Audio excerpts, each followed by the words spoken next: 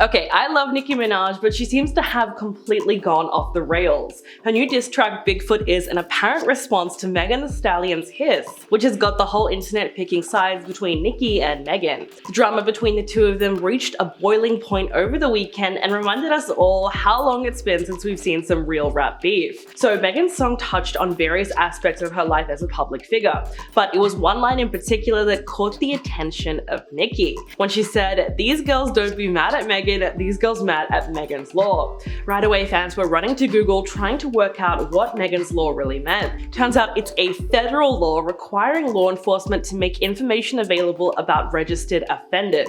The lyric was picked apart by people who thought it was a dig at Nicki Minaj's husband, Kenneth Petty, who is a registered offender himself, if you know what I mean. But we'll get more into that later. With those lyrics, Nicki declared war. She quickly ran to her husband's defense on Instagram Live to hit back at Megan. Though she remained off screen for the majority of her live, she sounded very agitated after listening to the song. Then her diss track Bigfoot got its official release on Monday, but Nicki had already previewed most of the song's heavy-hitting lyrics on her Instagram Live, which didn't really go down too well with fans. She was quoted criticizing Megan for winning Grammys, but still needing to learn how to rap on the beat and be comfortable in the music, whatever that means. About the Megan's law line, she said, "You bringing up a 30-year-old T from when this man was 15. You bringing up 30-year-old T because no man will ever effing love you. And lying on your dead mother." And yes, she is actually talking about Megan's mother who passed away in 2019. The lyrics also bring up the incident with Tory Lanez. Nicki said, "Bad B, she like 6 foot, I call her Bigfoot. The B fell off, I said get up on your good foot." Then the beat dies out and Nicki gets all ASMR and starts cursing Megan in a series of whispers. It's actually crazy. The spoken word segment goes on for about a minute and she threatens to release information about Megan and her mom. She declares that she's very serious, she has more to say in the second installment. So no wonder people are calling this the overreaction of the century. Because remember, Megan never even mentioned Nicki by name. The only reference she ever made to her was using the line Megan's law. And realistically, that could have been about anyone. Nowhere in the song did she ever specifically say Nicki Minaj or her husband Kenneth Petty. And apart from this rap beef, Petty has been getting Nicki into a lot of other petty fights. A few months ago, there was a petition circulating online from Hidden Hills residents worried about Nicki and her husband moving into that fancy neighborhood. Hundreds of residents protested the couple moving in because, well, Kenneth is a registered offender. He was convicted of attempted SA back in 1995 in a case that landed him in prison for more than 4 years. He recently filed new legal documents changing his address on Megan's Law website, so that is most likely when the neighbors took notice. Nicki and Kenneth bought a mansion in Hidden Hills back in December, although Kenneth is currently serving 1 year of home detention for failing to register as an offender in California. The residents seem to be concerned about more than just their safety though. It has been suggested that the mere presence of him in that community would hurt their property values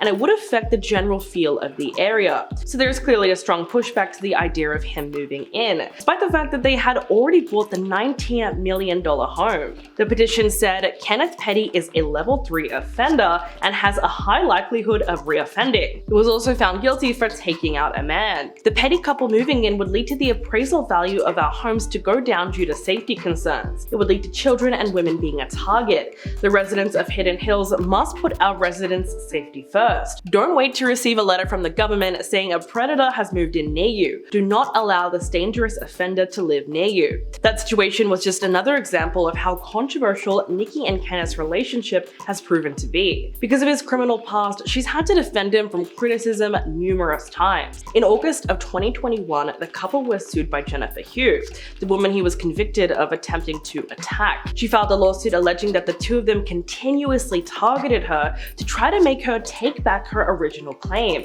Nicki called several times to speak with her about recanting the story. She received numerous phone calls and unexpected visits from individuals associated with the couple. At one point, even Nicki's publicist was in talks to pay her a visit in order to discuss her statement. The filing states that Jennifer has not worked since May of 2020 due to severe depression, paranoia, constant moving, and threats from the defendants and their associates. She's currently living in isolation out of fear of retaliation. She claimed that her life has been uprooted by Nicki and Kenneth, most of which has gone back years.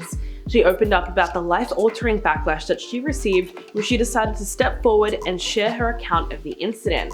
The constant intimidation and targeting led her to live a life of secrecy and privacy. She claimed that the couple offered her upwards of $500,000 to take back the claims, but she refused. Over a year ago, Nicki announced that she was officially married to Kenneth Petty. The rapper excitedly shared the news with her fans on her popular show Queen Radio. They had allegedly been dating since about 2018. In several interviews around that same time, Nicki alluded to the fact that she had been dreaming of her wedding day since she was a child. But by the time she announced her marriage, fans already knew that Kenneth was a registered offender, which is pretty hard to hide. At one point in 2019, she responded to the backlash she received for marrying him by declaring her husband had been wrongfully accused of attempted SA. She also claimed that Jennifer had written a letter to the judge in 1995 requesting to recant her statement. According to her, when she figured out that she could go to jail for 90 days, she decided not to recant her statement. Nicki has been defending him for their entire relationship. In December of 2018, after receiving backlash from fans, she stood up for him in her Instagram comments. And then on an episode of Queen Radio, she said, "When you're somebody's wife, you've got to be even more prayed up, because you've got to cover your husband in prayer." This was a direct response to criticism that was raised after Nicki announced that she had married him. In November that same year, Wendy Williams spoke about their relationship and said that she should never have married him because now she's ruined everything about what her brand could be. She then directed her staff to get digging into his legal history, saying, "There's more on him, everybody get to digging." Nicki then responded via Queen Radio and said, "I didn't know that in our society, you have to be plagued by your past. I didn't know that people can't turn over a new leaf. I didn't know that your viciousness and evilness was this deep-rooted." She also accused Wendy of reporting on his past with evil intentions and claimed that she just was not doing her job. Now things are blown up again with Megan. It's clear that Nicki has once again had to jump in to defend her husband. But things weren't always as bad between the two women. They collaborated on the 2019 single Hot Girl Summer and seemed to be friendly, if not actual friends. But fans suspected their relationship soured when Nicki released her album Pink Friday 2 in December, sending a vague shot at Megan by saying, "Stay in your Tory Lanez. I'm not Iggy," referring to Iggy Azalea, who made headlines after she wrote a letter to the judge in support of Lanez.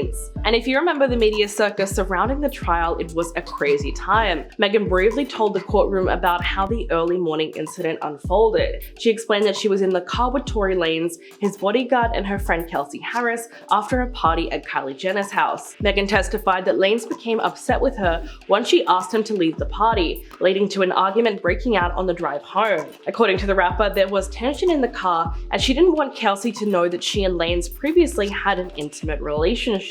The argument in the car escalated when he turned around and told her that she needed to stop lying to Kelsey about what happened between them. "Because I knew Kelsey had a crush on Tory. I didn't want to hurt her feelings. I didn't want her to know that I had dealt with him in any kind of way. So he knew that I didn't want her to know that. I did not want anyone to know. Now Kelsey's got an attitude because he was implying we were hiding something from her." She testified that she asked to be let out of the car twice. The first time she got out of the car but quickly got back inside because she was only wearing a bikini and she didn't want to be recognized. Back inside the car, she said Lanez and Kelsey were screaming at each other at the top of their lungs.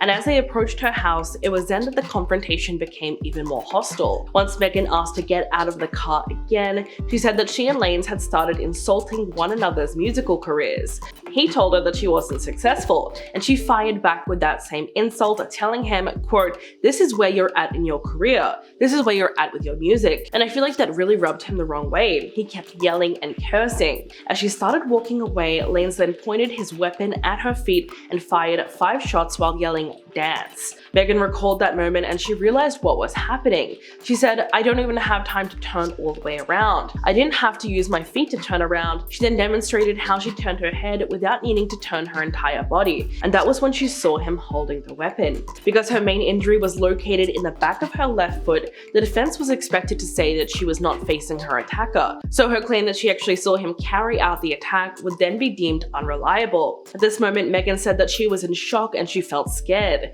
According to her testimony, the group returned to the car once again and she tried to compress her wound with makeshift towels. To make matters worse, as she was tending to her injury, this is when Lanez started begging her not to tell the police, and she thought, "Why are you not worried about how I am?" The aftermath of this incident has become ingrained in pop culture commentary, and it really emphasized a divide in the hip-hop community. Megan endured a lot of misogynistic attacks from fellow rappers, claiming that she straight up lied about everything that happened. The attack itself and the subsequent discourse on social media highlighted how the mistreatment of women is still something largely ignored in society. So what do you think about this new beef between Nicki Minaj and Megan Thee Stallion? Who are you supporting and why? Let me know in the comments below, and I'll catch you guys in the next video.